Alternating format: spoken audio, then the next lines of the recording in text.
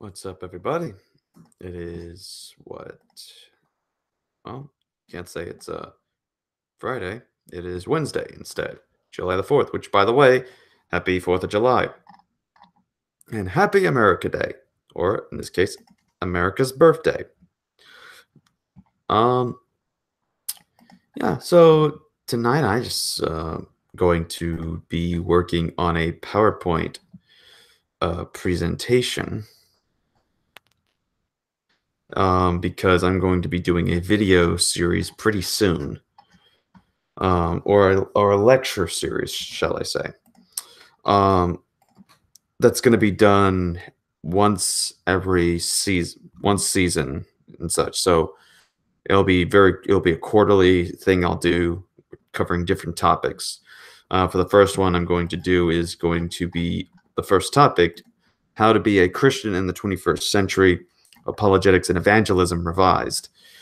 So it's going to be focusing on, through the ancient ways of how the early church had started. And then, of course, you have the reformers and carrying out the revival. And then, of course, now you have the modern day, which we need to figure out how to do it there. And I think some tips could help out for this. And I, of course, see that some of y'all are already starting the chat, and I see that Aves, of course, is not able to join. He has to sleep early because, for some of those who don't know, there's a huge convention called Anthrocon for the furries, I guess, and it's going to be happening first. I think it's already happening now. I don't know, but all I know is he's going tomorrow. And if I were you, yes, I would get some sleep for that. So yeah. Also, roommate 17, yes, how are you? I'm doing fine. Also, I'm not Christian anarchist anymore. It's the Reformed Christian apologist. So, I went through a name change. Identify me by the name I wish to be addressed as, you bigoted namophobe. You have a great night. Likewise, happy 4th to you, my friend. I hope it's been very well. Anime BluesCon. Well, while you do that, I'm going to give you the link to come in here. Just check your Twitter. Room 817. Oh, for goodness sake, what the... Did your things scroll up? I don't know. There we go.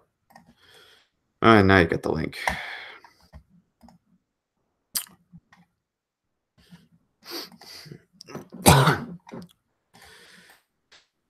All right, we're just gonna be chilling out, and I'll be trying to talk as I do some editing for the slide. So I may be a little silent at times, but just because I'm not too good at multitasking.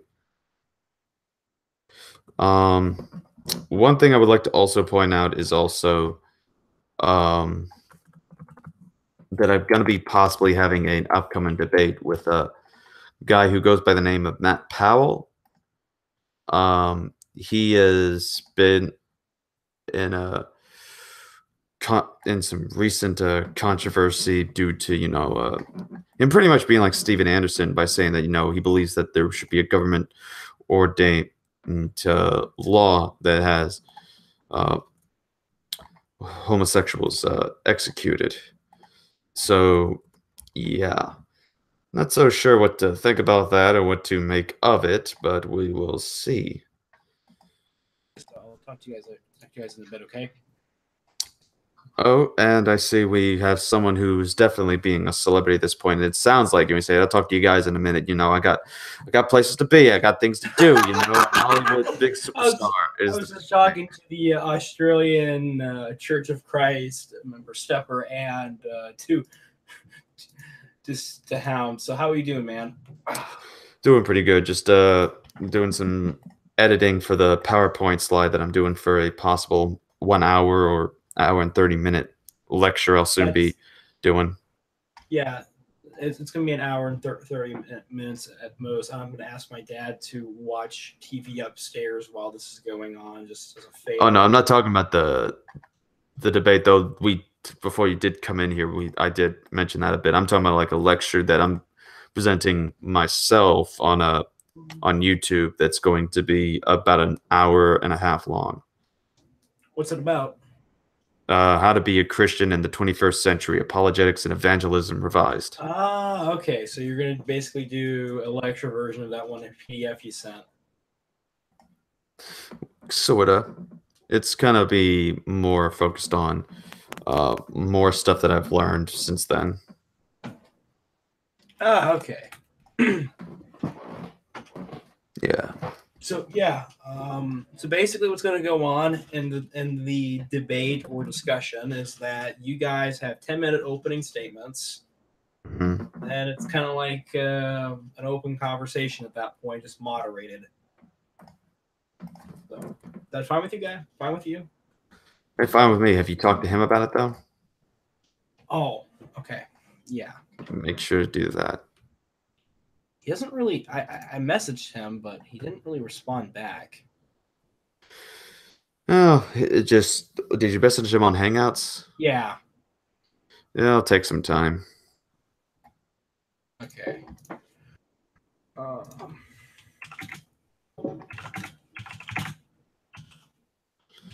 just gonna do solo for now until I can find a good co-host. Oh, can't go wrong with that.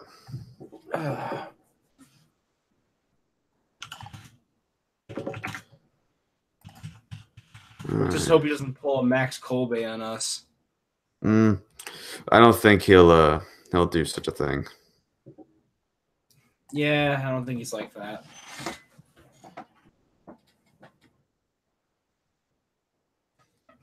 Okay. Oh, we're live? Oh. Yeah, we're live. You didn't notice that whenever you came in here. Oh crap. Now I do sound pretentious. Oh man. So I guess I'm going with let me find that paper really quick. There's actually one thing I want to try to also do while I'm doing this as well. There's I remember during one of the Ask Christian Anarchists, back when it was called that, some guy that definitely shows how not to be an apologist. So I'll gotta find that.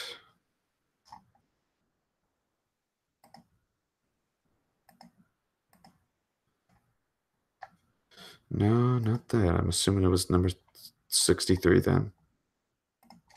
What you trying to find?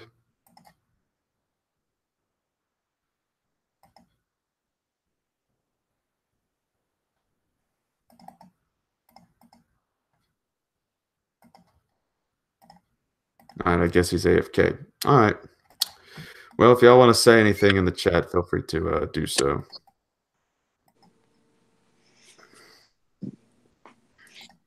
How's it going, RC? Going pretty well. If I remember correctly, did you call me a namophobe? Yes. It's Very okay. accurately. I still call you Christian. I don't care, to be honest. Mm, We're good. I hope so. Yeah, just something silly as that won't destroy our friendship, you know. Oh yeah. But shoot, to be honest, I never actually. I remember you actually, if I remember correctly. Hey, RC, if I remember correctly, you actually help support some furries, if I remember correctly, right? Say what? If I remember correctly, do you help support some furries out? If I remember correctly. I helped defend some. Like I remember you were there actually at the Panel. yeah, at the panel where I mentioned that I helped defend a group of them that were, being judged wrongly, and it was and it was over some politics. And good old controversy. Yes, exactly, because two of the most controversial subjects is religion and politics. So, man, it's like when you get religion and politics in the room, it's like basically giving two people a load of guns, like, and with a loaded clip, like, have fun. Mm-hmm. Yeah. But I wasn't lying when I said I met some furries at Anime's Blues Con. This was a convention I was at this last week in Memphis. They're actually kind of cool people. Oh yeah, I mean, it just takes some time to talk to them. There was one I met the year before at Louisiana. She was pretty cool. She was unfortunately unable to make it this year. Yeah, I remember. I never got the guy's name, but I saw I believe it was a coyote, a red panda, and I believe it was an angel dragon. Mm. But anyways, man, it's hey. I apologize if I haven't been able to check out your latest your Ask Christian Anarchist or whatever you are. Ask RC apologist discussions. Oh man, you good? Yeah, man, it's been so hectic around here. I haven't ever had any time for myself. Yeah. Especially this heat wave. Welcome all, everybody. Hey, what's up, religious fanboy? I'm doing good. How are you guys? Doing pretty well. Doing pretty well. Waiting for Christian man to get back. I don't know where he went. I'm back, but I'm all right. Also, religious, we're getting an echo on your end. Yeah. Sorry, I'll mute it. All right. so I think I've come with the name Arena of Opinions. Arena Opinions is going to be the name of your show? Probably, unless I can figure out a better one. Well, whichever you think is good, whatever you think will work out. Hey, RC, I have a question for you. Sure thing. Just remember, this ain't the Q&A thing, so just be casual as you want. I know. Just a random question. At one point, did you ever take a? I know I'm trying to keep it. Did you ever take a point? Man, so you can tell it's late over here. Did you ever find out what the gifts of spirit are that you have? Then what I have? I mean, as far as I know, it's that from what I've been able to discern, evangelism, preaching the word, some form of discernment ministry, apologetics. Okay. I would say that would be most likely what I have seen and identified. Well, I found this funny because I was in college a couple years back. Excuse me. And during this one class, we were just figuring out what our gifts of the spirit were. And I can only remember 2 of the 3 gifts I had. One was exhortation. The other was prophecy. Welcome. Hey, what's up, Remy? He has his mic muted. Got a heat wave going on here too. Welcome. Yeah. Yes. I have to put my air conditioner on. How was Canada Day for you, by the way? Happy Lake Canada Day, by the way. I can hear people. Well, I could. Sorry, because it was 2 days ago. Or was it? No, it's 3 days ago. But I could hear people setting off fireworks, but I couldn't see anything.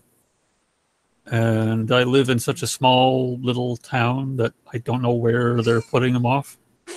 Wait, what part of Canada are you from? South Ontario. Ontario, nice. Oh, so you like literally right on the border of Minnesota, so. I guess. I'm sorry. My geography is terrible. Even though I got 102. Mm-hmm. All right, so we got a pretty decent crowd here. So, I mean, if y'all just want to talk amongst yourselves or talk to me, I mean, I'm willing to just relax as I get some work done. Yeah, just time to chill, you know. Yeah, we got sent another invite to a White Engine who, I don't know, he may or may not show up. White engine. Oh yeah. and he may I wonder- crap out. What do you mean by that? Remember last time that he was on here? I mean, he had like phone problems. Oh yeah. That's what I mean by crap out. I mean, Oh. So how's everyone's day been? Fine. And oh, sorry. No, he's asking everybody, so I said I'm fine. How about everybody else? I'm doing well. It's kind of late where I'm at, though. I lost all concept of what late is. You don't sleep, do you? Yeah. What is sleep? Yep. It's 11:27 where I'm at. You're in the Central Time Zone, I could tell. Yep. Up until a few days ago, I was in like the Mountain Time Zone because I was on vacation for a week. Mm. I was in Memphis just a couple days ago. And it got hot like towards the last day. It was like 90, like 98, 99 degrees, but it felt like 112. Is that because of the humidity or because it was dry there? I think it's a little bit of both. It's a heat index, so Yeah, those aren't fun. yeah, I didn't want to go outside at all. We had a pool there. We didn't even go in the pool. Uh, But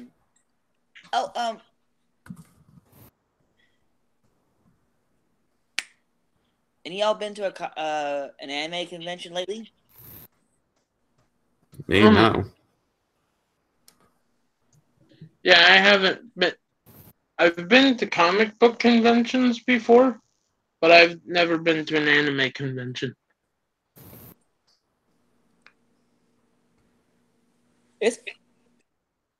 It's pretty fun. I won't deny that.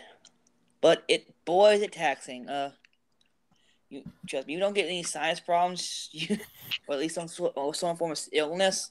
You haven't been to an anime convention. Have you ever done cosplay before? I'm actually prepping my one for next year. Oh, cool. I'm going as Zoro. Ah, I already got 2 of the blades in my room as we speak. I got Wado and Shusui. cool. I've cosplayed 3 times. It's pretty fun. Ow. But I've learned through mistakes about cosplay.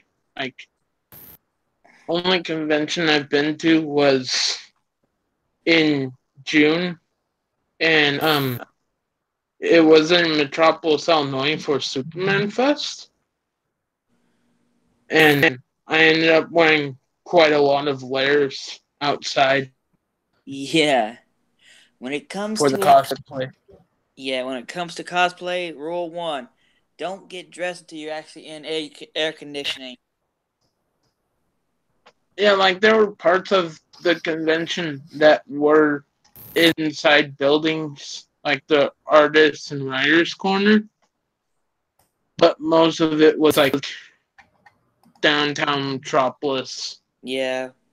When it comes to cosplay, make sure you choose one that has like breathable clothing. So Yeah. That's what I'm going as Zoro as his first outfit. Cool. Yeah. I've only done it once. I did a hipster version of Zamasu, I think was the name from Naruto.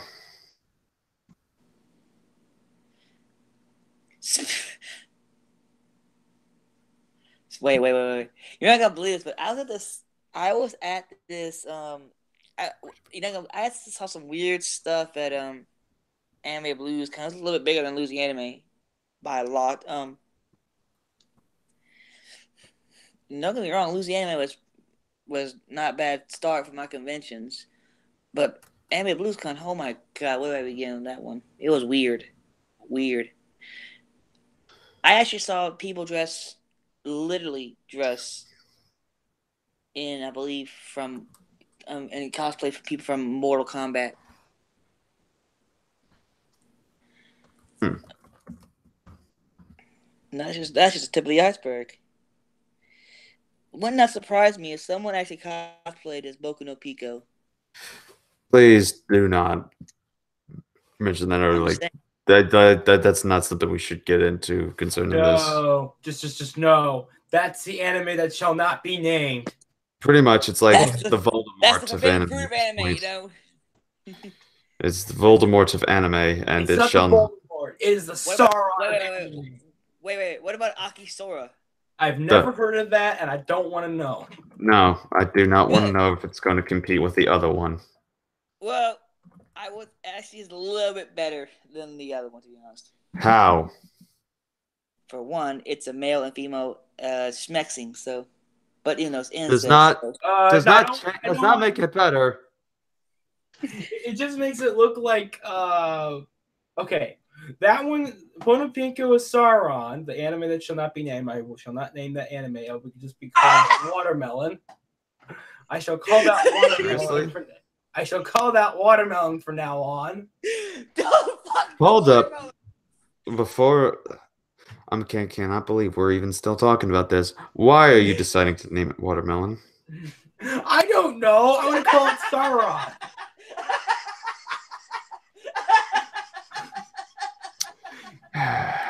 Congratulations, I think we broke somebody. This is what happens when you're up late at night while I'm trying to work on a PowerPoint slide on evangelism and apologetics in the 21st century. This is what happens. This is America. That got you slipping on what? Okay. Anyways. You sound like the Joker when you're laughing. Who, Who? me? Yep. And that other anime shall be called Saruman. Fuck the watermelon. No, don't actually fuck the watermelon. Dang it, Markiplier. Get out of my head. All right, Metal Minister says happy 4th. Happy 4th to you too, my friendo. Oh, man. Thank you. That was a great laugh. Whoever said about the watermelon, I really need that.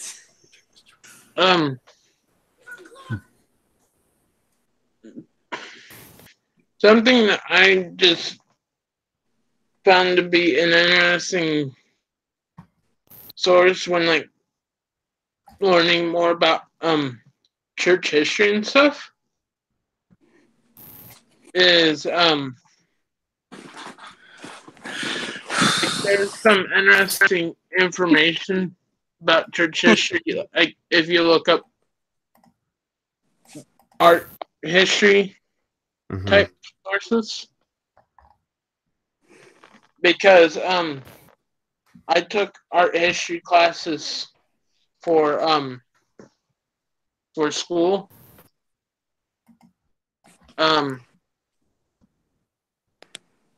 And what it was kind of what I asked you honestly about with the Counter Reformation. Mhm. I was just wondering if you had heard about that because Well, I already Yeah. said I have never even heard of it before. Mm-mm. I just thought that was kind of an interesting unit, just seeing like the strong differences in Christian artwork at the time, like the very subtle stuff made by the Protestants, Mhm. and then compared to Catholic Church's stuff at the time.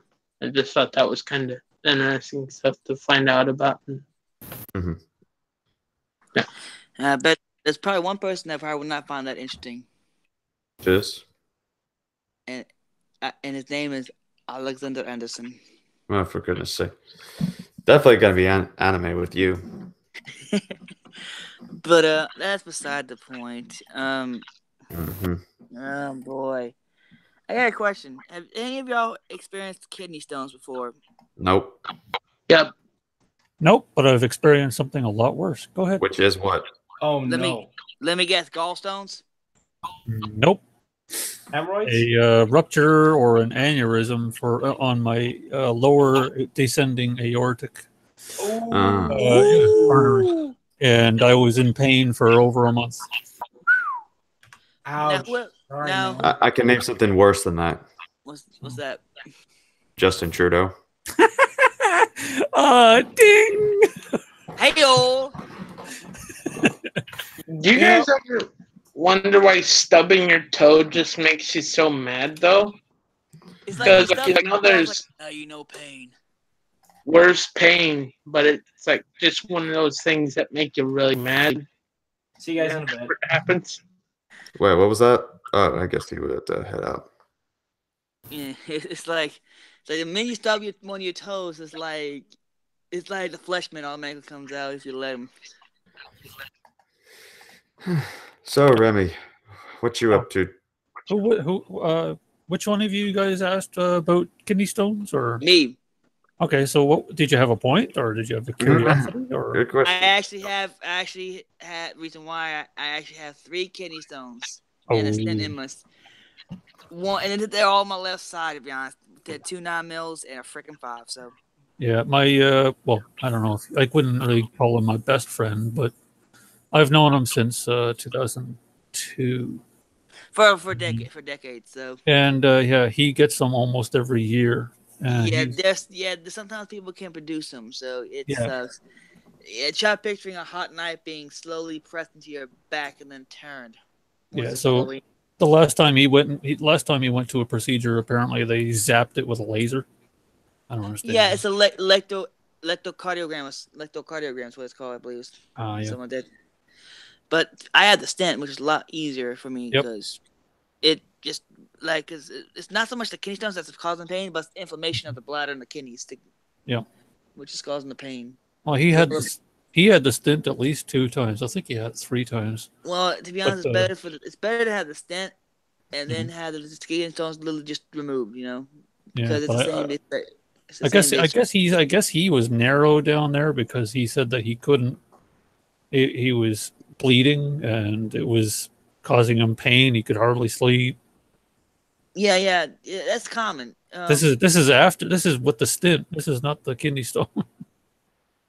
Well, yeah. Well, I think the stent may have probably moved to cause discomfort, but the stent's supposed to widen the ureter tube from the kidney to the bladder. And plus, even without the kidney stones, the bladder and kidney can endure with the only thing worse than kidney stones is the kidney spasms. Think of it like your kidney had just sucked on a lemon. You know how you suck on a lemon and you pucker up? That's what basically your kidney's doing. Yeah, no, thank you. Exactly, it hurts. The only one who had a kidney stone in my family that I can think of is my mom. So, and she basically described what a kidney spasm is. So, but thank God for modern medicine. Okay. Mm-hmm. Oh, man. Well, I lost my temper. I think it was 2 nights ago. I lost my patience and my temper on a Black Hebrew Israelite who was in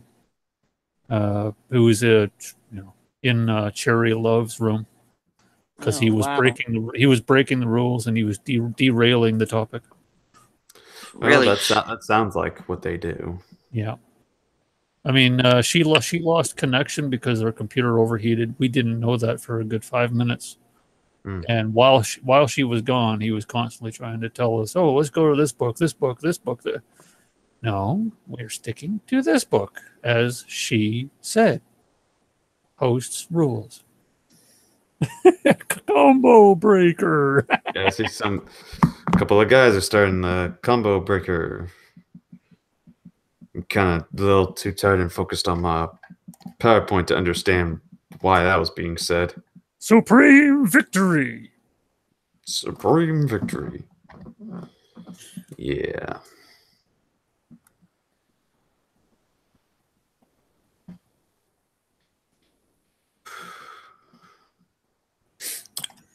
How about you guys? What's been going on? Well, I've said my story. Yeah, I haven't got back into the anime for about a year now, so I wouldn't know. Like the way you said that, you like to say, I haven't got myself into the anime. It's the anime. Yeah. I don't know if I mentioned before, but I've got the first season at least, English dubbed, of Black Lagoon, and I still haven't watched it. That's because you're a noob. I watched the first 4, or I think it was 4. I watched the first 4 episodes in its original Japanese or Chinese language back a long time ago with my friend. So it was an interesting series. A lot of violence, a lot of cussing. Well, it's certainly going to have a lot of it in the English. Mm-hmm. A lot of innuendos. That's for sure. I have no idea what happened. You on your phone? Yep. Probably a Google glitch. It'll happen sometimes, and it'll probably happen again. Just join back in when it happens, if it does happen. It probably. I was just checking YouTube, see if I can check the chat and whatnot, leaving a comment saying fatality. What state are you in, Tiktaalik, that you can't shoot fireworks? Oh, I don't live in California, so. Yeah, but to say what's legalized fireworks, huh? Well, I guess maybe not at this time of the night. And then I see we got a Watchman on the Wall joining, saying a lot of anime is wicked. Mm-hmm. Hey, what do you do? Hey, what would you do if someone said anime is for kids? I would point out about a bunch of the bloody and violent animes that are out there, like Remy said that he's seen. Mm-hmm. I'd probably. I'm not afraid of it. I don't mind it. Sometimes I enjoy it, but you got to be PC around public because you don't know who's listening. Yeah. Also, he says Tiktaalik says he's in Redmond, Washington. That makes sense. Okay. Well, you just announced that to the world. You kind of did. Oh, don't stalk this guy. Let's hope he doesn't have a lolly complex, and then the FBI come knock down his door. So. Nah, he doesn't have that. I think who doesn't have a lolly complex?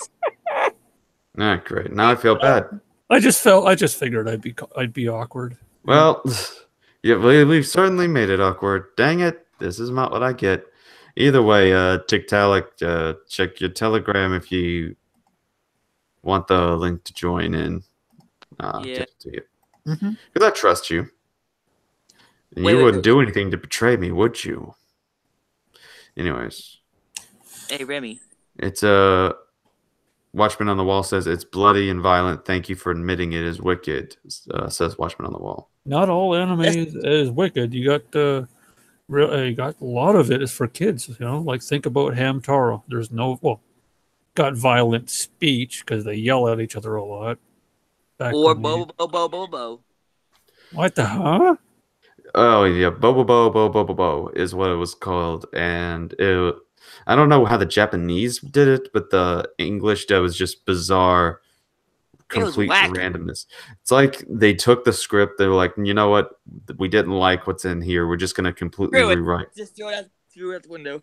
So you had things like they did a thing where they had to play be the best at playing the instrument known as the butter.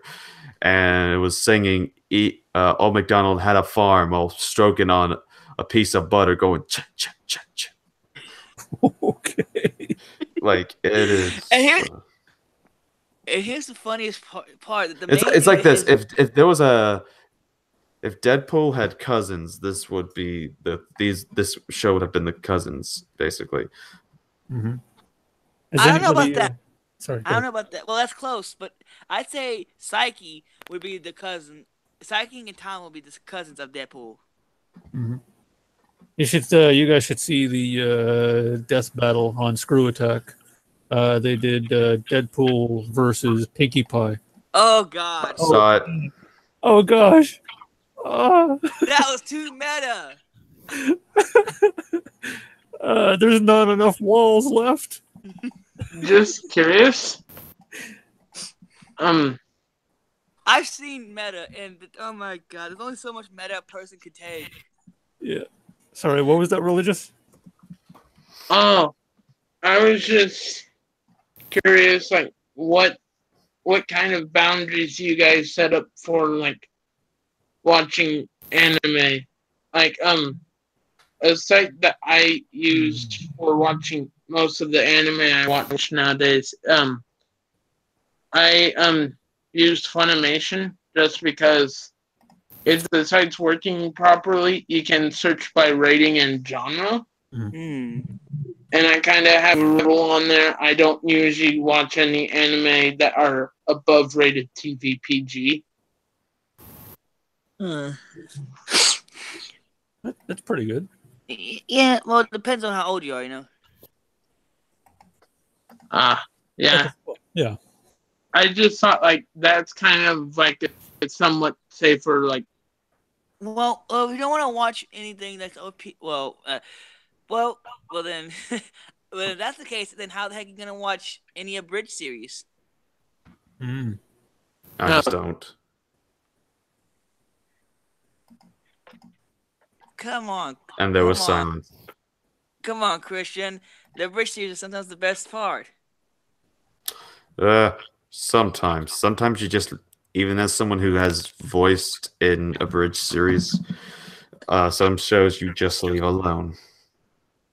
I've Whatever, weeb. watched some Look at of yourself in the mirror. Oh, I have, and he's a handsome devil.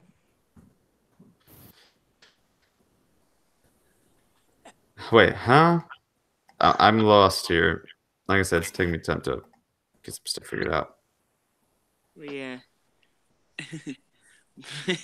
Hellsing Bridge Ultimate is a class anime. Wait, hold up a second. Who's this other person? You said the handsome devil. Okay, wait. Never mind. I just now got it. Okay, you know what? You're still wrong. Yeah, Vegeta Super Saiyan 4, I think is what you're talking about. Your picture? You shut it. Well, he actually, dude, I saw that. I saw her lot fan go scream.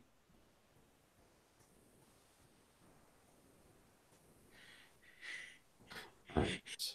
We got probably some more people coming in to join us, so keep an eye out and let me know when they get here. So, because right now I still have my PowerPoint up. Hey, Remy. Yep.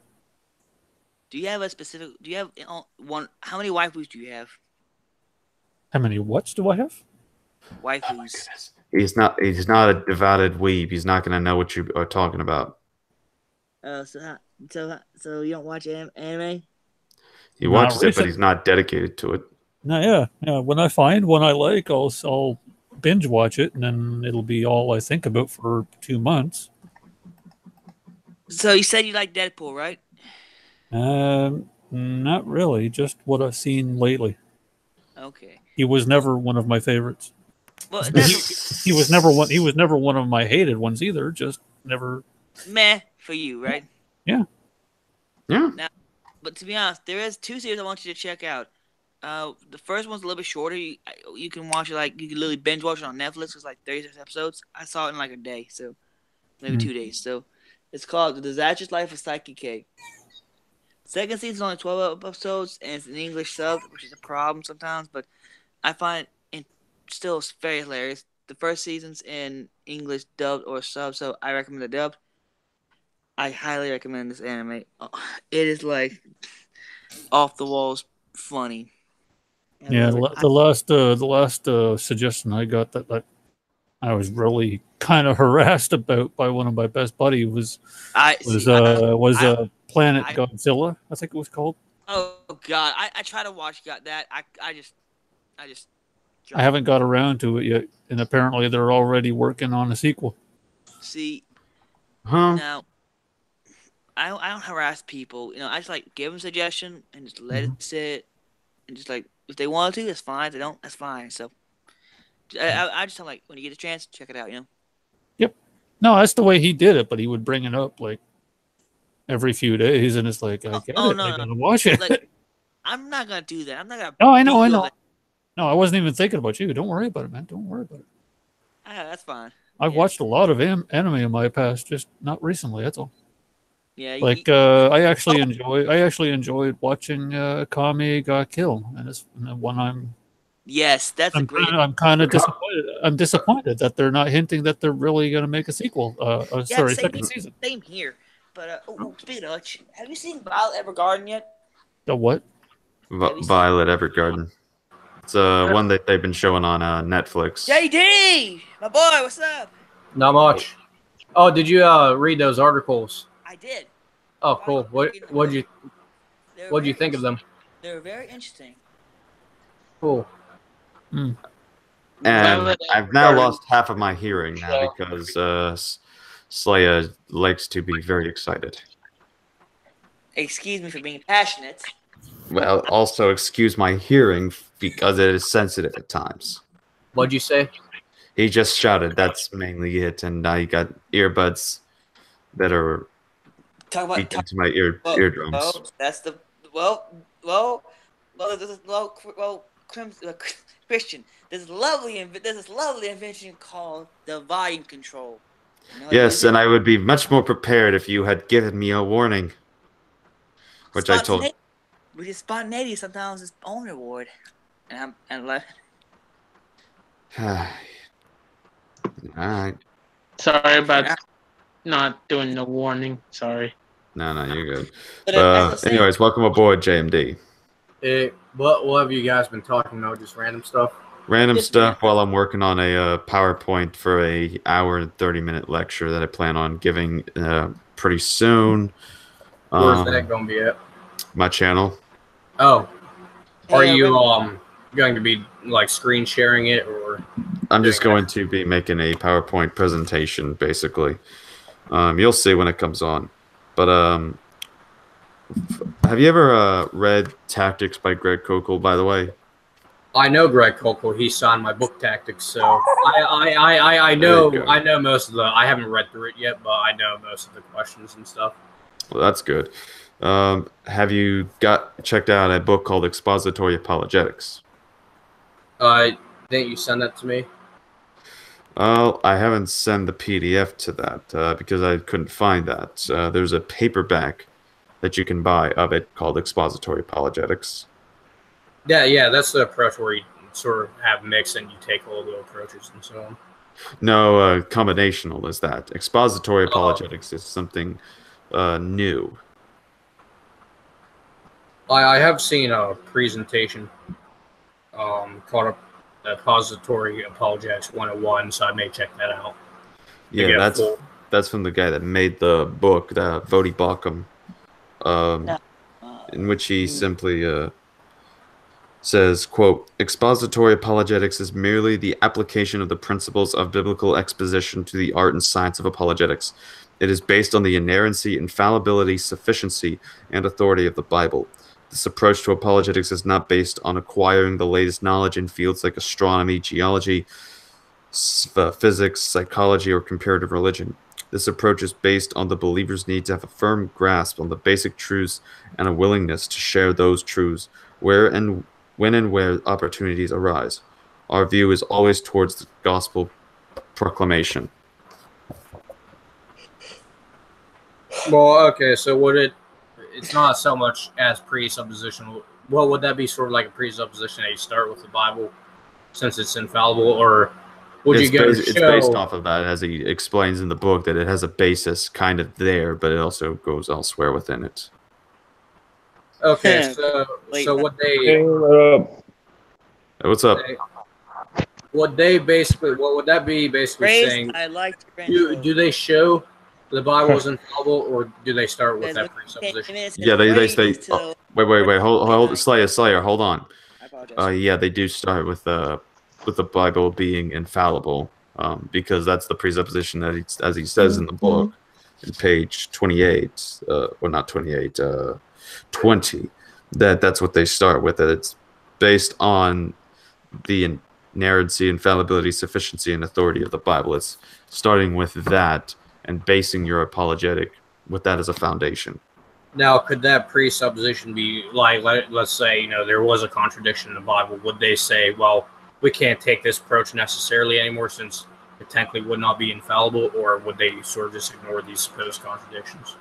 They would deal with the, as he says in the book, also to answer and deal with the objections. If there are supposed contradictions, let's examine them and demonstrate whether or not that's the case. And of course, according to him, there is no contradictions. These are simply objections that people have, and it's up to us to then answer their objections and show, rather they be curious questions or rather they be just accusations, that they are wrong in how they're seeing it. Yeah, so that would show the Bible is consistent internally, but how would that show it's true? Or would that just be the presupposition? Well, it's the same way that we would assume other things as well. Like, for example, the reliability of the New Testament is that we can, at face value, accept the Gospels for what they are. And the people keep saying, well, that's ridiculous to say that. It's like, well, I'm pretty sure you would say it's true about some of the things that Muhammad did and all these other things. And the fact that Muhammad had begun in wars and he said these things and all that, but yet you don't deny his historicity. And then you have other ancient figures that did the same thing, like Herodotus and all these other people, but no one has any doubts about what they've done or what they've recorded. And so this is why people like Gary Habermas makes definitely a great case, and of course even Craig Blomberg in his book, The Historical Reliability of the New Testament. Yeah, I wouldn't necessarily have a problem with that, but at the same time, it would seem like the presuppositional approach, which would say the Bible is true. Presupposition, of course. And then, but this is where I sort of, like, how would you distinguish the Bible from the Quran? Because it would seem like if you go to outside sources now showing, the Quran is historically false because they say Christ was never crucified, but there's like 12 ancient sources for that, so that's true, including Tacitus and the other secular sources. Or, if the Quran gets a scientific fact wrong, like, the sun sets in the muddy puddle or stuff like that, whether that's true or not, that may be a straw man, but from what I've heard, that could be true, but that the Quran would support that. How would you distinguish between that with the expository apologetics? Well, I mean, I don't understand what you mean by distinguishing between the issues of that. Good tactics. What do you mean by that? Speaking of tactics, but what I mean is, how would you? Because what if a Muslim took the same approach? How would we show which? Because obviously the Quran and Bible contradict. Well, unless they try, to say, well, the Bible is fully inspired, but then right, and that's right. And I've met them before, and what you simply do is just, again, stick to your foundation, and you keep being consistent in approaching it, and not just offering the critique or the defense of your word, but also a critique of their word. In other words, to not just critique it externally, but critique it internally. And internally, we can find things to go against the Quran to show the errors therefore and thereof. And as a result, we can find, false prophecies and false predictions and statements that are within the Quran that just seem very ridiculous and not of a divine word. And you could do the same standard to the Bible, but the Bible will keep its consistency regardless. Now, would And you so- say the Bible is true because it's internally consistent? Internally and externally consistent. Okay, in that case, I like, you know, if the Bible makes an objective truth claim, obviously if that was shown to be false, then I don't think it could hold to this presupposition. Like, you know, let's say the universe was eternal, you know, verse 1 would be false. Mm-hmm. Understandable. But of course, you know, in Big Bang cosmology, then of course that shows verse 1 to be true. Of course, the ontological grounding for that is argued against and for. But at the same time, you said they don't appeal to the sciences, but if you were to test this truth claim based on Big Bang cosmology, now you could use philosophical arguments, but at the same time, it would seem like you're appealing to something outside the Bible itself. Well, the main thing that expository apologetics is being engaged in is engaging in a defense of the faith that's in a basic sense. I was reading it today, and he actually explains like who his audience is. He's and what kind of apologetics this gets into. Let me see if I can find it real quick. The section I was just on, because he mentions Christopher Hitchens at one point. Who's that guy? Huh? Yeah, I know who Christopher Hitchens was. Right, but I'm trying to remember that there was a reason he mentioned him. That basically, Well, he's known for his something can be asserted without evidence or dismissed without evidence if it's not asserted with evidence, or, you know, however that phrase goes. Or what Right. can be asserted without evidence can be dismissed without evidence. right, but he's basically saying that, this book is not written, for people to try to get ready for a formal debate to debunk Christopher Hitchens. This book is Okay. to offer a general level of apologetics so Okay. that people can. So he says basically, as he says, apologetics is for everyone, because he sees that some people, when they hear you got to start learning all the philosophical and all this stuff, that means people start saying, "Oh, that means I'm not able to do apologetics. Apologetics is not for me." In that case, I agree 100%. If you're saying expository apologetics would be for everyone in the church, then perfectly fine with me. I understand better. I thought it was, this could be a main approach to apologetics in all fields, but not. Right. It seems like you're saying it's for the general apologetics for daily conversations and so on. Right, because he even says, tries to make a point that 1 Peter 3:15 is a command. It's a command to who? The church. It's not to the elite defenders. It's to the entire congregation, and they are required to give a defense and be prepared to do so. And so he's simply explaining, how then we should view apologetics in light of this interpretation, in light of this understanding, and that you don't need to just be this philosophical minded individual. And in fact, there's a good story that he tells in several of his lectures where he talks about two knights go into the battlefield. One knight says to the other, "I do not believe in thine sword." And so the knight has two options. He can put away his sword and engage in a philosophical, neutral debate, or he could cut him. Because at that point, either he'll start to believe in thine sword, or it won't even matter anymore. Well, the thing with that analogy is when we're giving the defense for the hope within us, we're not stabbing people. Right, but the point is, what is Well, what is usually referred to as sharper than a two-edged sword?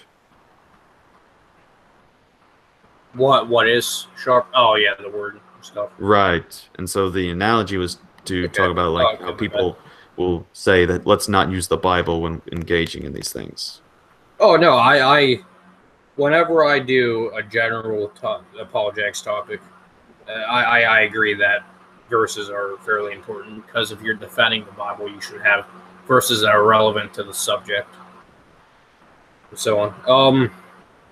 Oh yeah, to go back on not everyone's philosophically minded and so on.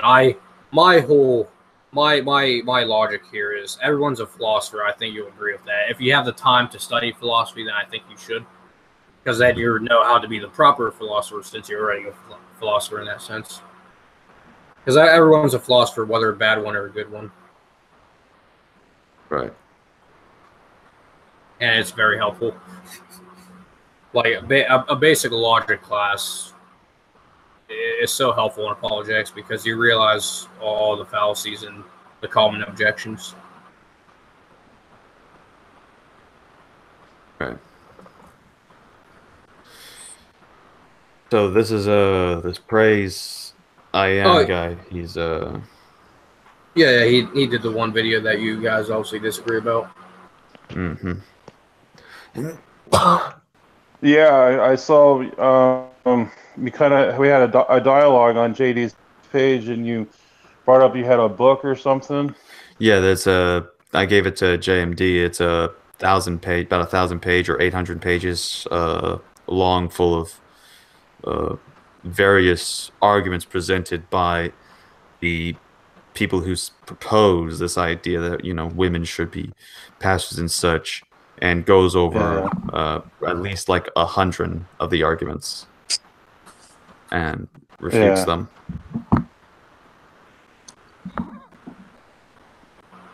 Yeah, well, if you could maybe highlight those arguments, I'd love to tackle them and stuff. So, well, it depends really on which of your arguments that it would be, because that's how the book is structured, because it goes off of the arguments that people on your side are proposing. Yeah, so what praise would have to know would be the counterpoints and stuff.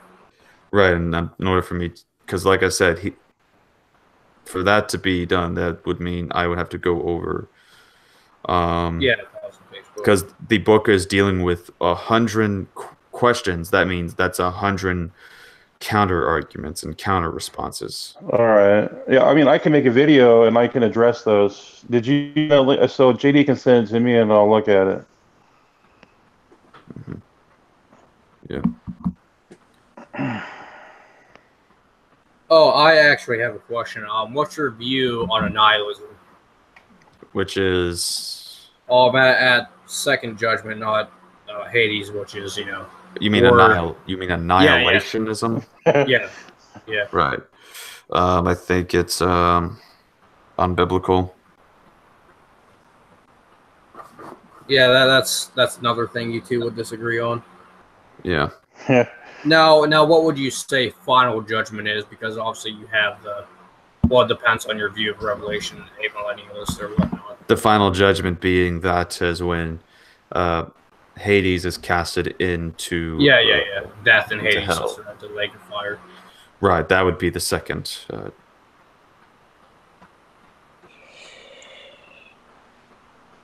Now, what would you say Hades is? Because I know James White has argued.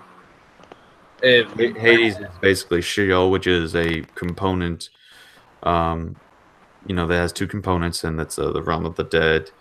And so it's basically where people are staying at until eventually the second judgment comes. Well, we agree on that. Right. Yeah, he praise would say, obviously, from his nihilist point, that final judgment would be annihilism and so on. Right, and I would say that the second judgment that they're put into would instead just be eternal hell, is what it is. Well, eternal, do you mean no beginning and no end? Meaning that it's going to continue onward without ending. Now, here's something he would probably counter with that. Would you say death would be thrown into the lake of fire, since it says death is thrown into Hades? Now, what would death be in that context? As far as death, I hadn't really studied too much on that context, because most of the people I debated and argued don't really go into that, and as a result, hasn't caused me to get much curiosity until now on that. Most people just simply focus on that one word and try to then make a huge deal about that, because some people have said that means it's an instant burn up, or they try to say that they just moved the residents of Hades to somewhere else, but it's not destroyed. So you have all kinds of different arguments that I've dealt with on that, and that's been what I mostly deal with. It's just the focus on Hades rather than of death. So when Christ talks about hell and stuff, would that be final judgment or Hades? When Christ talks about it, I believe so. Because I mean, Gehenna, right? Gehenna. Well, yeah, I mean, assuming in the context of when he's referring to it, yeah. Yeah, like the one in Mark 9, if your eye casts it, and then it's better to have the caster out and then go to hellfire, like that hell. Right. Yeah. Well, if we're talking about that would seem like the lake of fire. What would that be, hell from your perspective or Hades? That sort of that would be hell. So when because Hades is just simply black pitchness, and then the same can still be said for the other, but the point being is that with Sheol and Hades, it simply means the grave. The imagery of that is not necessarily needed. For the other, though, it would focus definitely on the suffering aspect and the fact that it's definitely going to be eternal. And so it uses the imagery of such along with things such as the weeping and gnashing of the teeth in pure darkness. So it's just using things to describe the suffering and the agony of these people. So when the man who is in Hades or hell, I forget which parable it is, who asks for the drip of water, is he just metaphorical, or is he in an actual place? Right. The issue is not fire. There, he is thirsty. He is thirsty and all, but he simply is still suffering as a result. Well, yeah. Well, would he be dead in the grave, or would he be in hell or Hades? He is in Hades. He's in the component of the wicked, not the component of the righteous, also known as Abraham's bosom. So, what would you say? That's just the grave?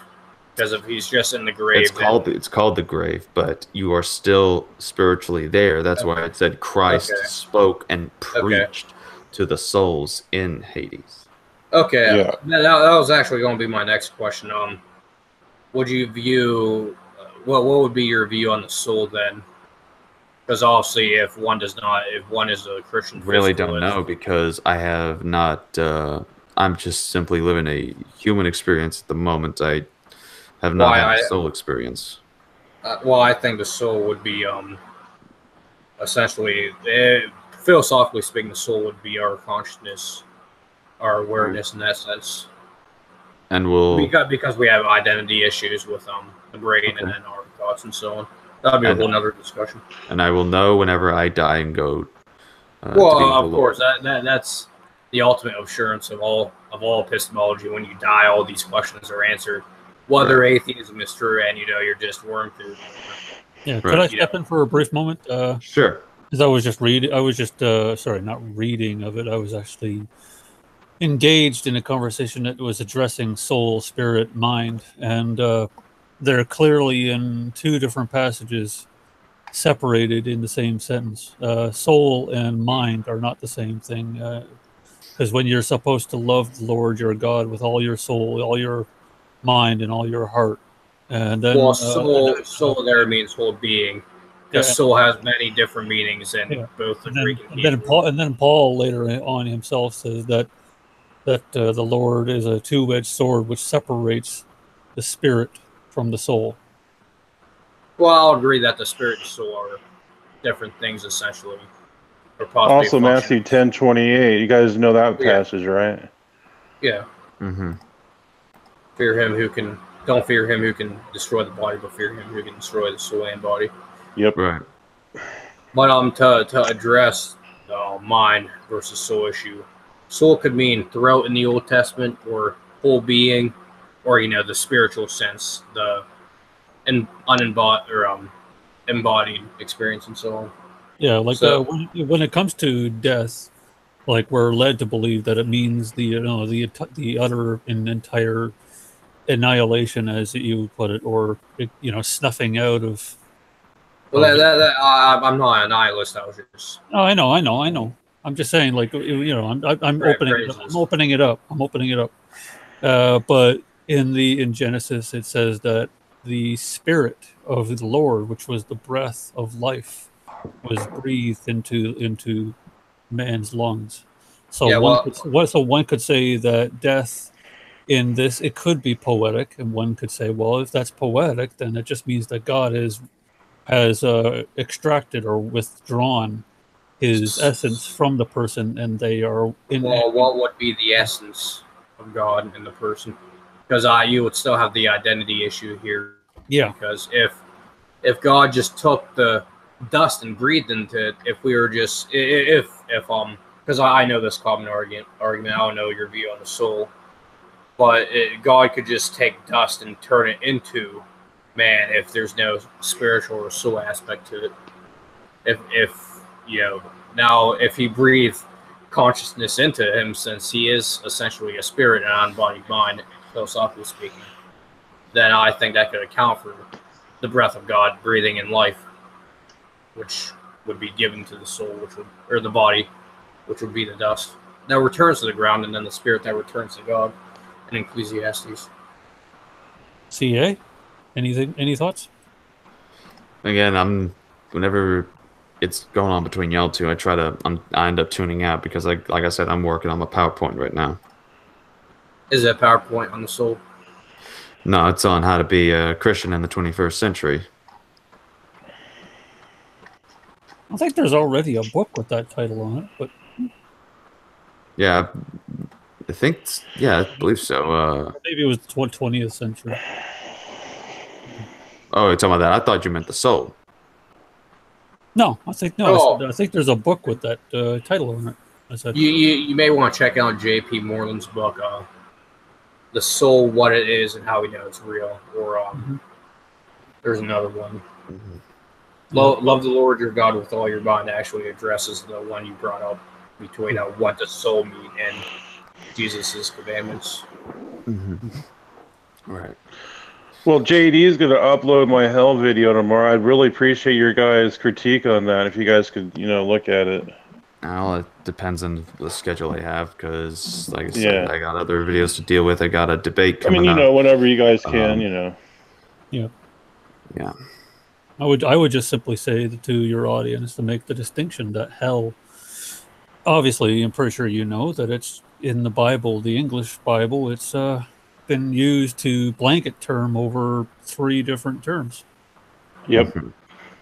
And yet I've heard people who are claiming to be Christian or claiming to be Jew saying, well, hell is not this, hell is this, hell is that. I'm like, no, you actually have to go to the Greek. Well, ultimately, we all can agree on that. You don't want to be there, whatever it is. Sort of like RC's apologist. Once I die and I experience, being with the Lord, what that experience is like. So, yep. Yeah, I've said to my mom a few times, like even if I don't ever actually meet Jesus in my in the afterlife, I know that he has guaranteed me eternal life, and that's a gift that's worth cherishing, anyways. Yeah. Yeah.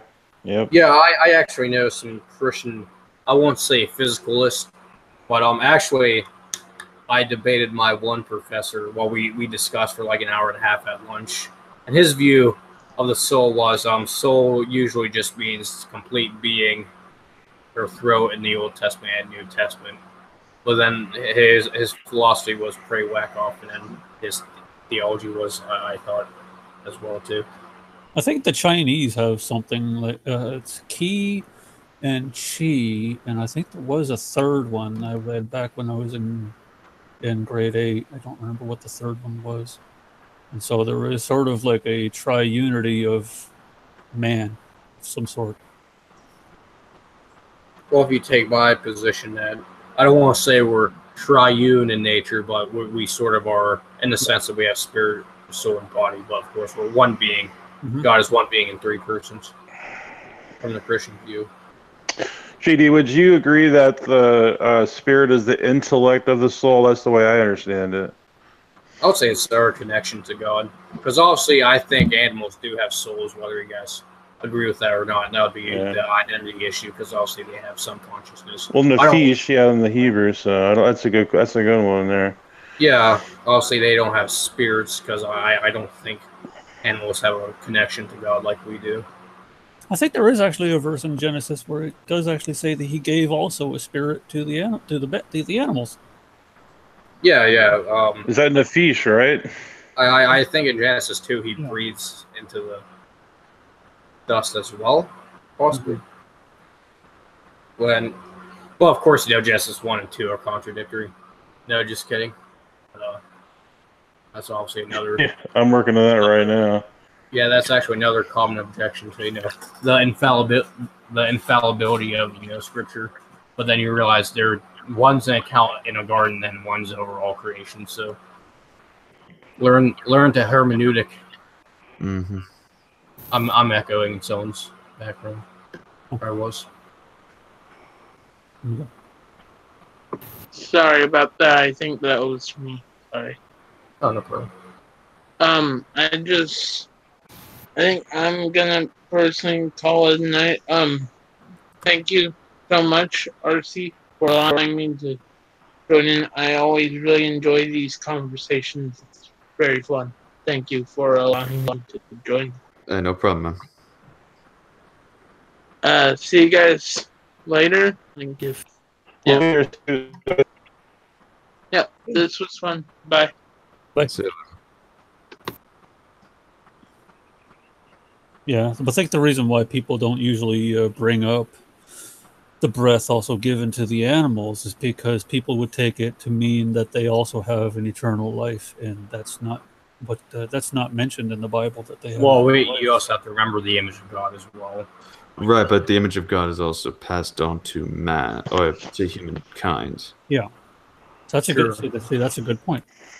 But you'd give kids false hope if you told them, "Oh yeah, you'll see Sparky in heaven." The Bible doesn't tell you that though. So. Mm-hmm. Oh yeah, I obviously. But my argument, my argument is like it's an argument. Based on my opinion, what I think it's a possibility. It's a hypothesis that since God is eternal and he's infinite with his creative power, it's possible that you can walk up to Jesus in the afterlife and say, hey, I had a great time and I miss my a dog or cat dearly, and he'd be like, well, turn around. Could be something like that, but I can't tell people, well, that is what's going to happen. Well, God could do that with anything except cats, because I feel like God hates cats. Of course. That was actually a question addressed to Frank Turk. He never really answered it because I don't think he cared, but it was just like... It was a silly question. Well, yeah, it was a kid who asked, so and I wouldn't say it's a silly question to the kid, but like a young kid, but basically asked, do animals go to heaven? And then he just went all except cats, and then sort of just ended it, and it was just funny. Yeah. Whether you're a cat person or not, I'm not. That's because I'm allergic, so confirmation bias fallacy you could accuse me of. Mm. I live with 5 cats myself. I have a Dachshund. That's just wow. It. That's only because I had to move in with my mom. My cat ran away, so... Yeah. Yeah, my father kicked one of our old cats out, and it lived around our house for like 9 years. Survived like 9 winters. Wow. And then he let it in one night, but he put it in a cardboard box under our sink. It clawed its way out of the box and then crapped on his bed and left. Oh, man. That's poetic justice for you. Yeah. That's something you could say was predestined because there's no way that could happen by pure chance. Or it's too ironic.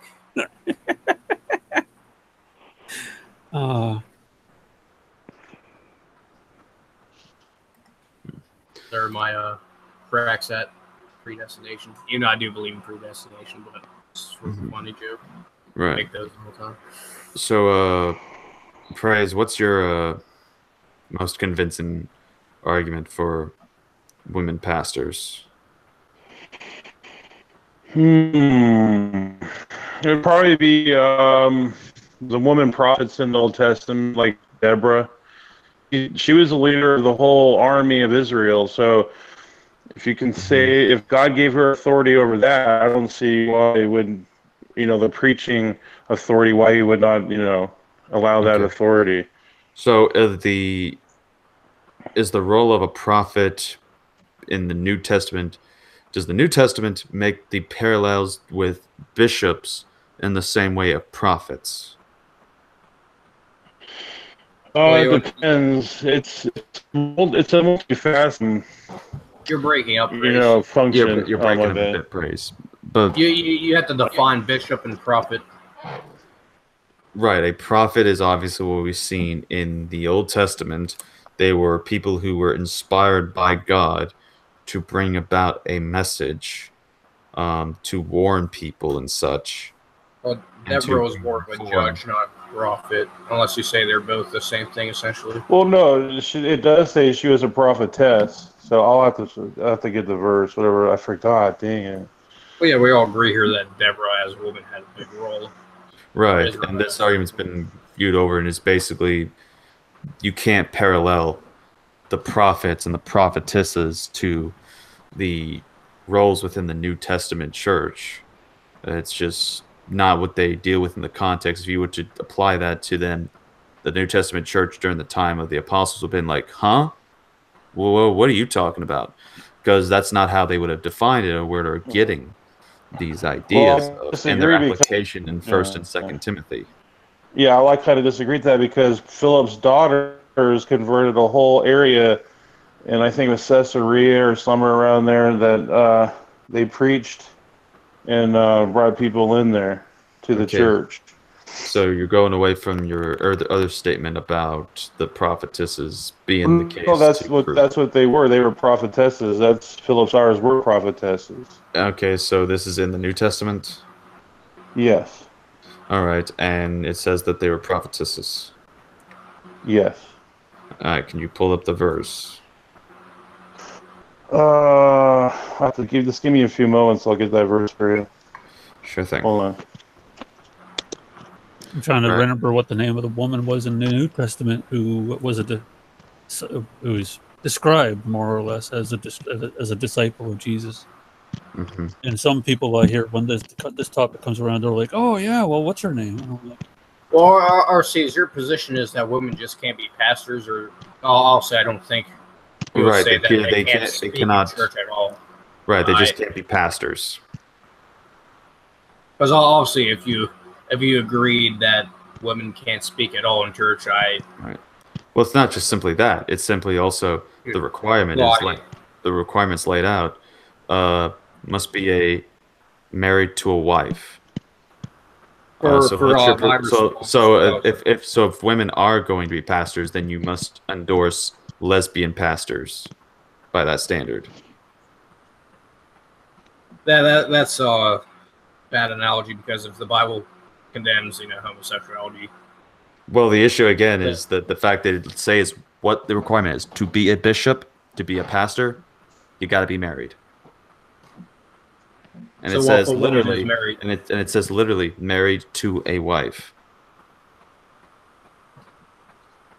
So Praise would have to answer that because I don't have a response to that, I guess. Right. But my response, I don't think you hold to this position. But for those who point out that the Bible is sexist because women weren't allowed to speak in the church, many of the women spoke different languages and speaking back and forth in different languages, screaming in the church, hermeneutically speaking, and in the time and place. That could be a problem if they're speaking in church like that. So it's not just the verse out of context as well. Mm-hmm. Yeah. It's Acts 21, 8 through 14.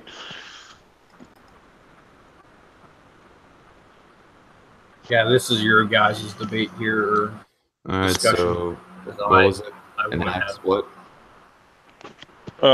21, 8 through 14. Acts 21.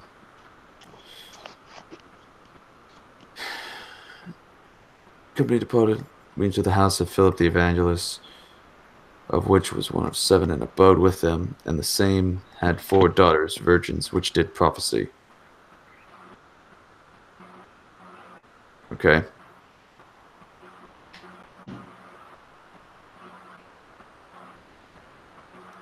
And so they're prophesying and such, but know what they're doing. They're not being in authority over people in a church.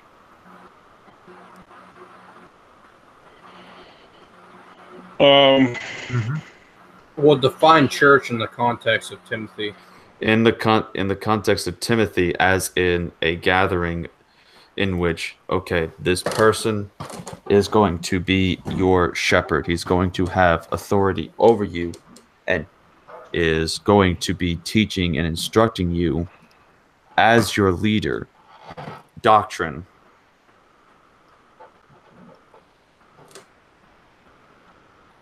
Now, if you don't find it that way, then would you say women are allowed to teach?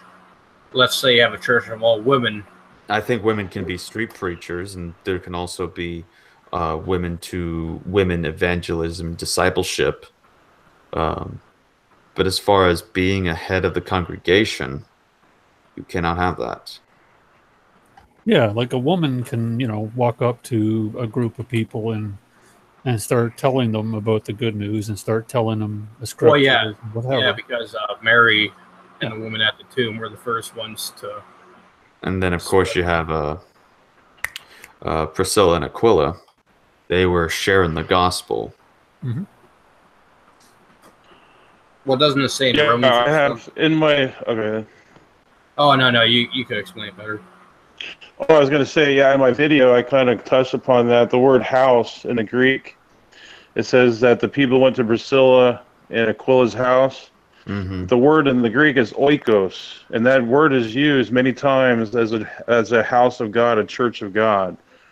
And also Right. Chloe, too. She was the head of an oikos, or house of God as well. Mm-hmm. Right, and the term that is used of simply that of what is described of Chloe and them is usually a servant, meaning they're just simply, in the same way we are servants. We are the followers and servants of Jesus Christ. Is the same way I would describe people like Chloe and Phoebe and all of them.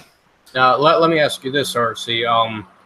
If they go to meet at Priscilla's house and they have a congregation there of people who are in Christ, would that not be considered a church under your definition?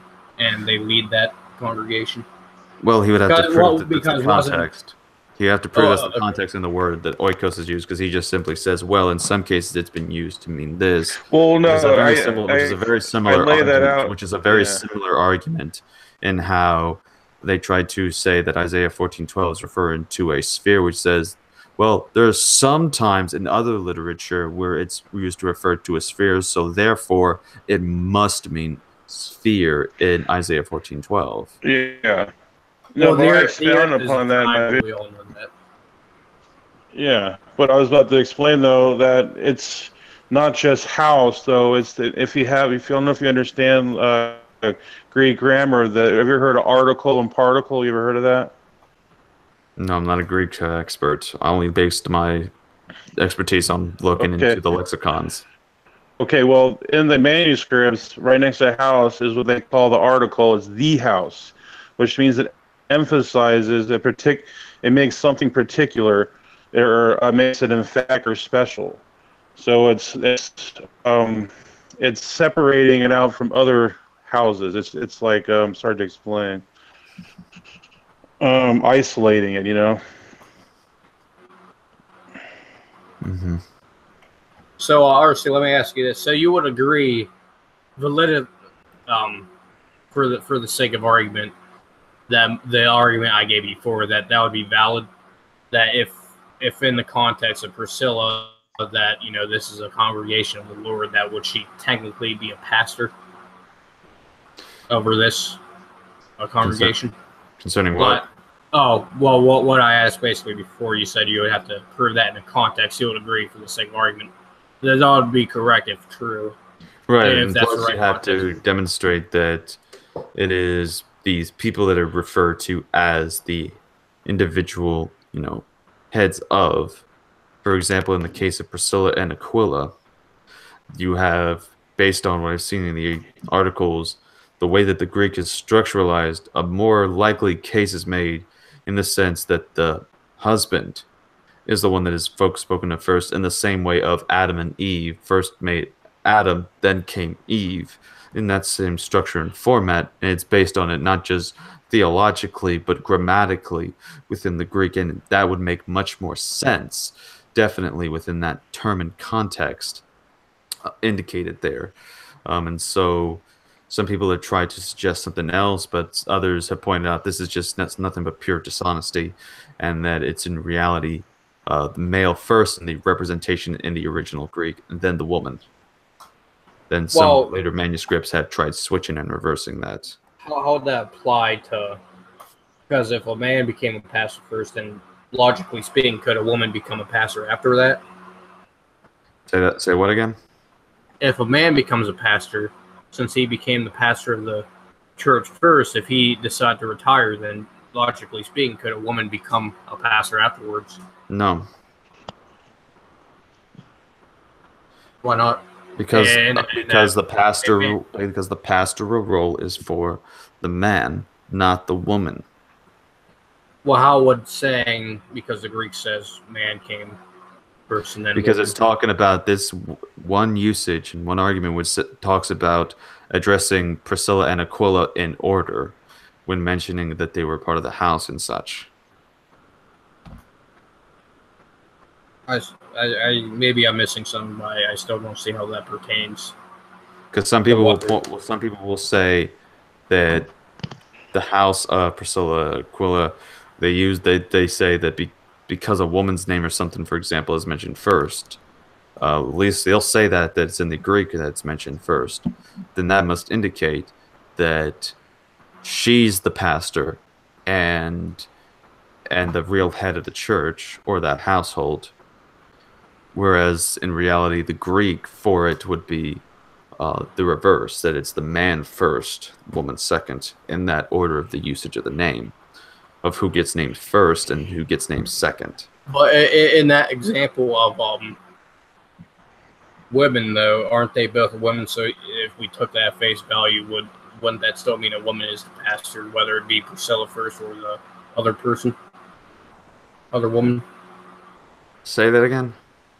So maybe I just completely misunderstood the entire debate here on this part. But if we're talking about which woman came first, referring to the pastor, meaning head of the house, well, whichever one would be, you still have two women there. So won't that logically mean that there's still a woman as the head of the house or pastor? Wait, you think Priscilla and Aquila are both women? Oh, okay. Never mind. Yeah. What Aquila... Well, then I guess that's my misunderstanding of. Right. Or never mind. I'm confusing my Spanish with Hebrew and Greek names because law is usually feminine. Different languages. Right. So. Yeah, like I was saying though, you can if you research into the Greek grammar, there's something called article and particle, it makes something super spelling. Say that again. You were breaking up. Like I was saying, you can, if you ever have time to research Greek grammar and then look up something called article and particle, you'll see that it isolates something super emphatic or special. Praise, you're breaking up It's badly. hard I to- can't understand the yeah. word you're saying. Yeah, you're breaking up really bad, Brace. Can you hear me? Now we can, but it's probably going to break up. That's why I want to make sure if you just double check where you're at. If I were to set up a dialogue/debate between you two on my channel, would you both be into something like that? I don't mind. RC? Yeah, I mean, if you want. Yeah, I could hook something up. I mean, it would have to be a day you both are available.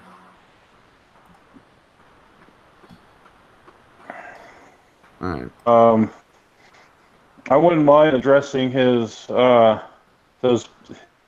rebuttal with that, a book with those pages in it, and that's that. Then we can meet and go from there.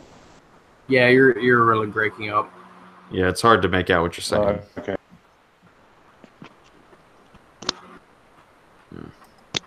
Yeah, I guess if you do want to, send him the book, JMD, you can. Yeah, I can forward it to him. All right. All right, so we got one person that wants to come in. Doesn't have a Discord. Then, however you say this, Fifth Dimension Kaiser can just to send the email, and I'll give the link via there.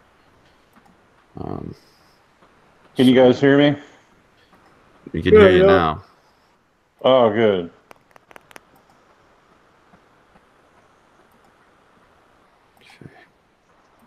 So, are we set up a debate, or what are we doing? Oh yeah, I can set up a debate between you guys whenever you guys are available. Yeah.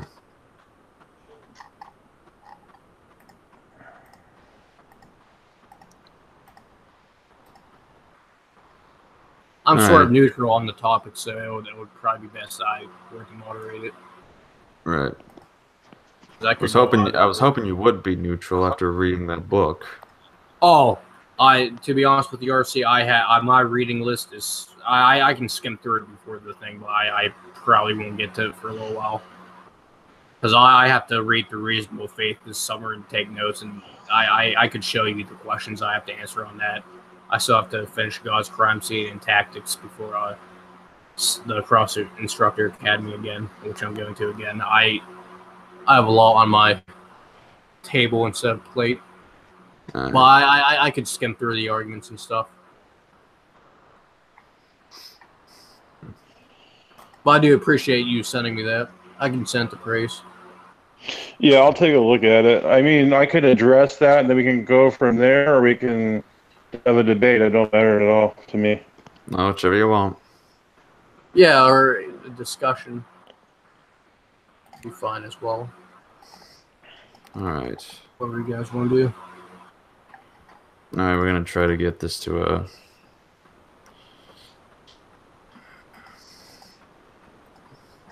Oh, RC, do you want to support me on Patreon? I don't really have the ability to really do that at the moment.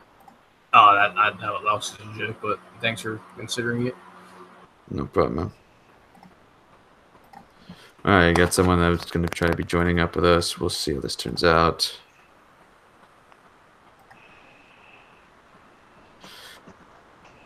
So, RC, are you a Calvinist? Yeah, clearly, because we've had these conversations. Plus, it's kind of in the name, Reformed.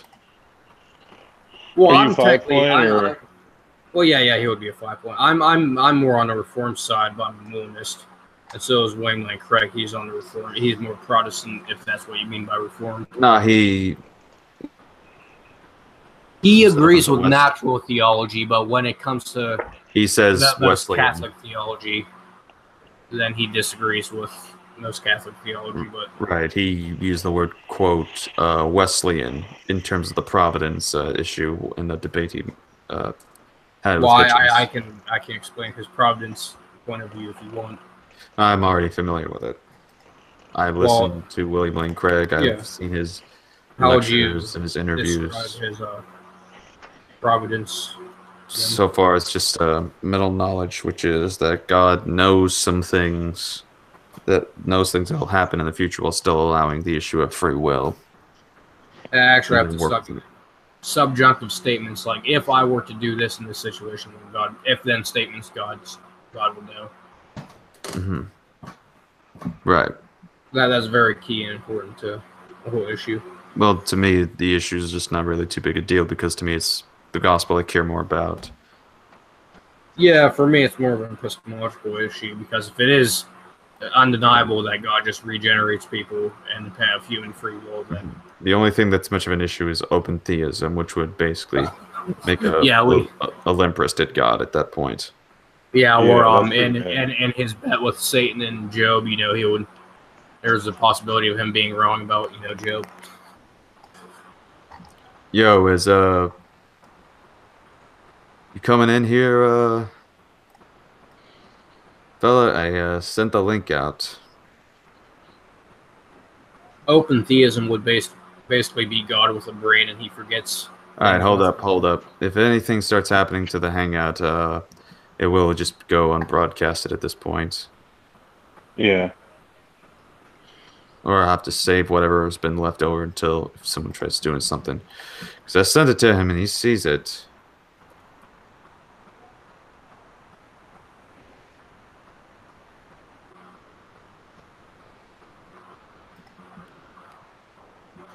So we'll see what happens. Because it's almost getting time that we're going to have to start shutting things down. Oh, RC, can I ask you this question concerning women in church? I may have an answer. Go ahead. Would you what would be your view if you had a woman come in, or like a guest speaker, let's say a woman scholar to speak to the entire church? Would that be Would against? still be something to go against it. Yes. Okay. Because the issue is that duty, that responsibility, is for the pastor, and that those who are then in the pews or the pulpit, for that regard, are to remain.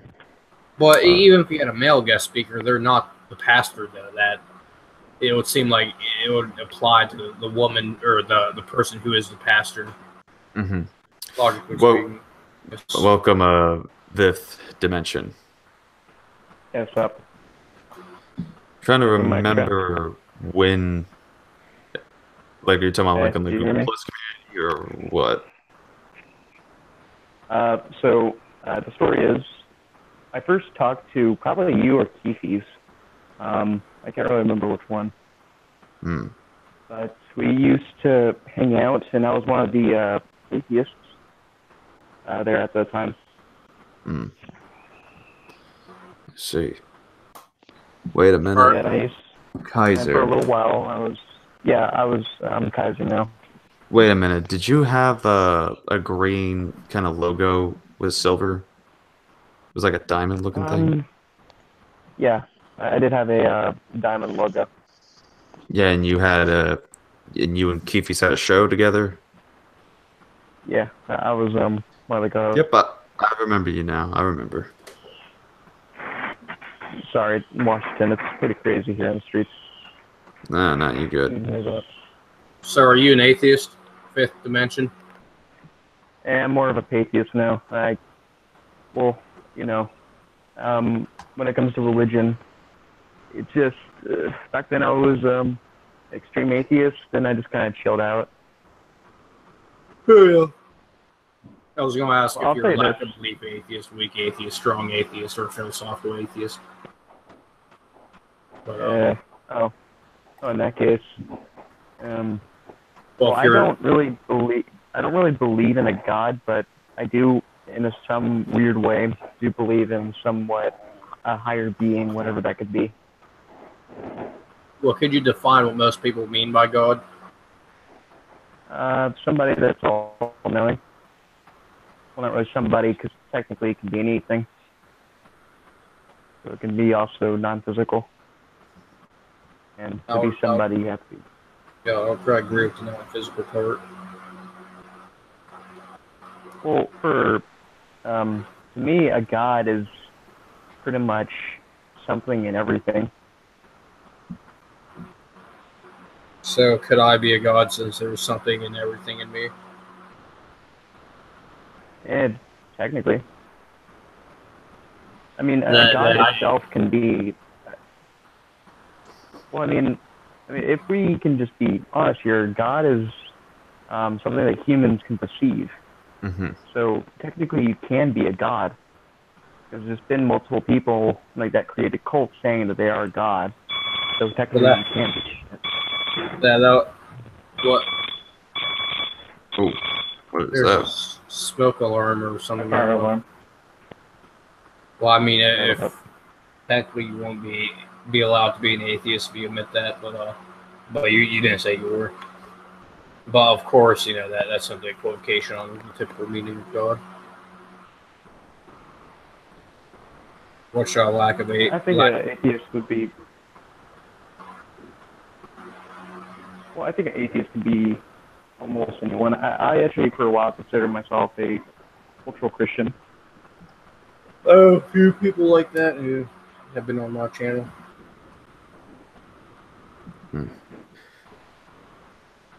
I would prefer Christian values over, obviously, Islamic values. Why is that? Well, let's just consider this.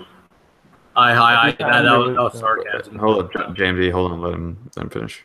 Oh, sorry. I didn't know if you thought I was serious, but Well, let's just consider this. So, whenever you have Christianity, and whenever it's at extremists, it usually just progresses and breaks itself apart over time, and then it starts chilling down. Whenever you have Islamic extremism, it just kind of stays how it is. And the Middle East has been Islamic for an extremely long time, and they haven't really changed. sure. While Christianity has been doing it for thousands of years now. Why I won't say it hasn't proved. I would say it's maintained what's actually said.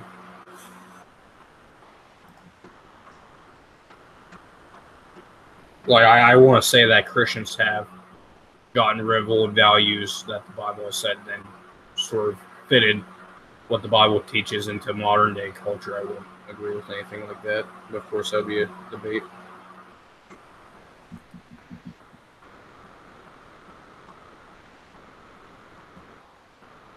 What would you define as moderate? Like let's say the homosexuality issue. If the Bible were to say, which I think it does, that homosexuality is wrong, but then Christians, sort of say, well, I think it's okay. If you define that as a moderate Christian, then I would probably say they have problems with some of their theology. But of course, homosexuality is a whole different topic. Okay. Well, so what I'm getting is moderate to you is someone, at least in Christianity, someone that notices that it's immoral, but won't do anything about it because they don't want their religion to. Well, they everyone else, right? They fit their theology with modern day culture and so on. So they call themselves a Christian, but sort of neglect some of Christ's teachings and so on. Yeah. Just things like so that. you prefer for them not to be. Well, if you want to all run, in the entire whole way through, you don't really care what they do. You just don't accept it. Well, I as a human being, another human being in modern day, I do care what they do because I think they do. I do believe we're all made in the image of God, but at the same time, I don't. If you want to remain consistent.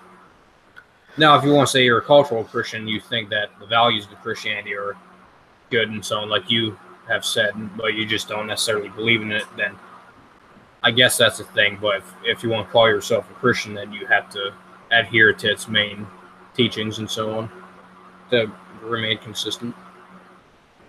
All right.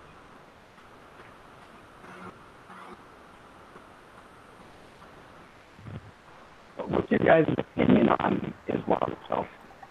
As far in regarding to Islam, Yeah. Fairly Well, peaceful religion. Well, Islam is a religion that promotes a lot of falsehoods in terms of the spiritual realm, history, and even contradictions within its own text, as well as what it proclaims to be from Allah, which is the concerning the Gospels and the Torah. It claims to be the word of Allah that has been eternally written. It has not been. The Quran has never had a beginning or a starting point. It's been preserved on eternal tablets with Allah. The Quran itself is eternal as a result of this, due to Surah 85, Ayah 21 to 22.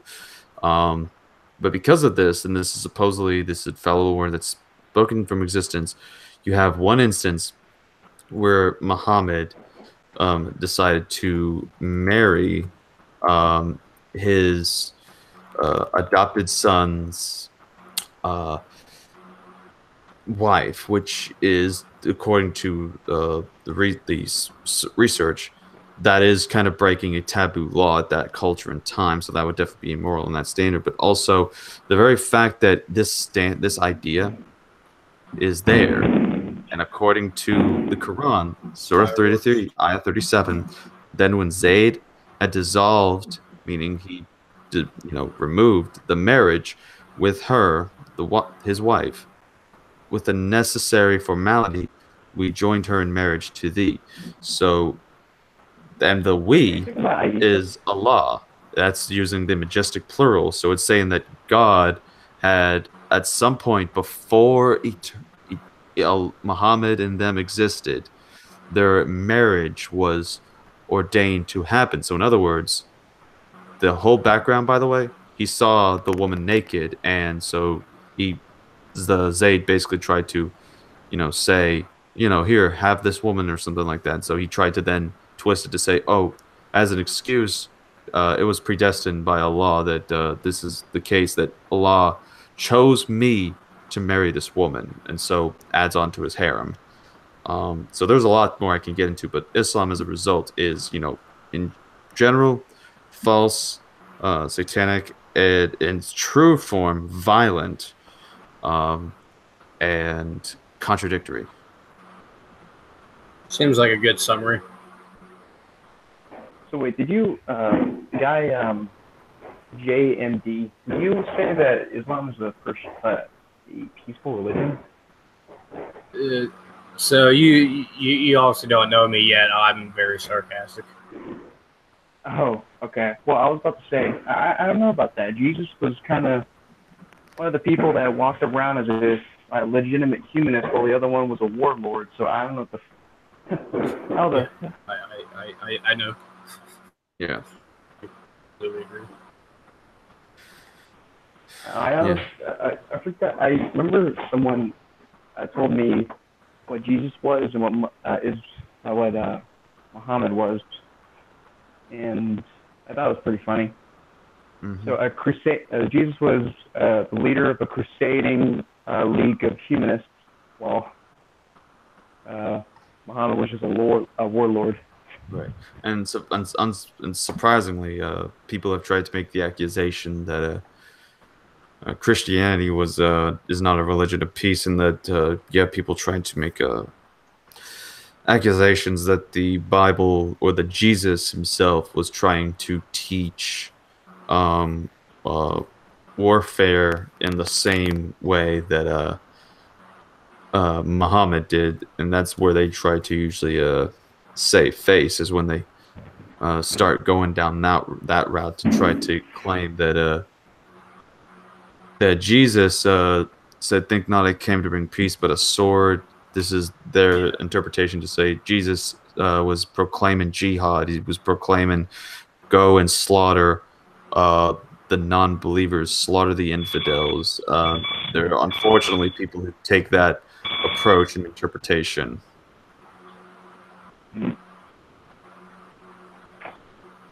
So a guy that wanted self-defense is somehow a warlord.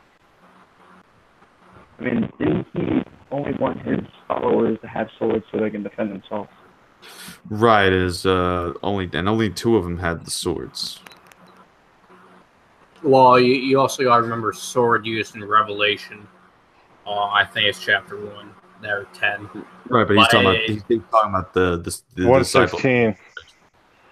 Well, yeah, I meant when you look at the word sword in the New Testament, typically It's the word of God, yeah. yeah. Right, but he's talking about when you go into the market and buy swords. This is what Jesus talks about. Okay. Well, for self-defense. Right, and so by that context, it's clearly referring to an actual weapon sword. Yeah. Well, I don't really care if Jesus and his followers have swords. Right. But I'm somewhat libertarian on that. I don't care if you want a weapon, just use it, point it at the right side and whatever. Right. Well, y'all can probably continue this conversation on off air. I'm going to be taking this off the air and get ready for bed because it is about 1 o'clock here, and I got to get ready for a long day tomorrow. So managed to get a few works on my slides, so that was good at least. So hope to get the lecture released soon. So until then, hope to see y'all later, and I'll definitely make sure to see y'all Friday. Nice talking to you too, mate. And hope to see y'all Friday for Ask Reformed Christian Apologist. And so until then, this has been RC Apologist. Take care.